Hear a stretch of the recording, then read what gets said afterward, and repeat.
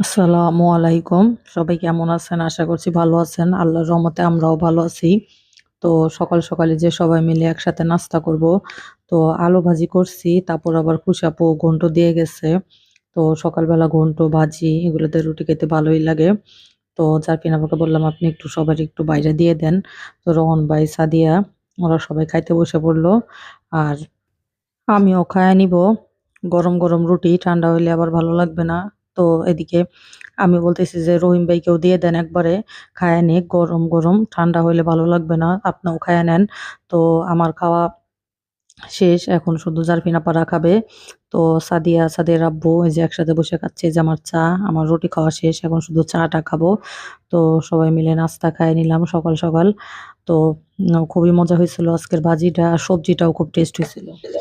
তো এই তো আবার এই যে দুপুরে রান্নাবান্না শেষ করলো আপু আজকে। তো রান্নাবান্নার ভিডিও আজকে ওইভাবে করা হয় নাই। তো আমি একটু বাইরে গেছিলাম। তো এসে দেখি আপু রান্না করছে পেঁপে দিয়ে মুরগির মাংস আর ধুন্দুল দিয়ে মসুরির ডাল।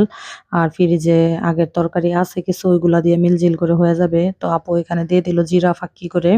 তো এভাবে মাংস রান্না করলে খুবই টেস্ট হয় পেঁপে দিয়ে জিরা ফাঁকি করে দিয়ে। আর আমি এদিকে রান্না-টান্না আপুর যেহেতু শেষ, আমি একটু খাইতে দিয়ে দেই। তো সাদিয়া যেহেতু একটু অসুস্থ, এর জন্য আরকি ওদেরকে একটু আগেই দিয়ে দিচ্ছি। আর আমিও খাবো, মানে আমরা একটু পরে খাবো। সাদিয়া খায়া বাবুকে ধরবে। তারপরে হয়তো আমি আর আপু খাবো।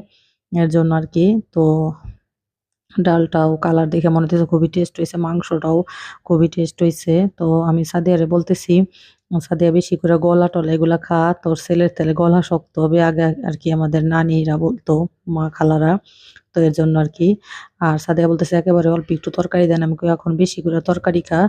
তো আজকের মতো ভিডিও এই পর্যন্তই। সবাই ভালো থাকবেন। আমাদের জন্য দোয়া করবেন আমি যাতে ভালো, ভালো ভিডিও দিতে পারি। ইনশাআল্লাহ।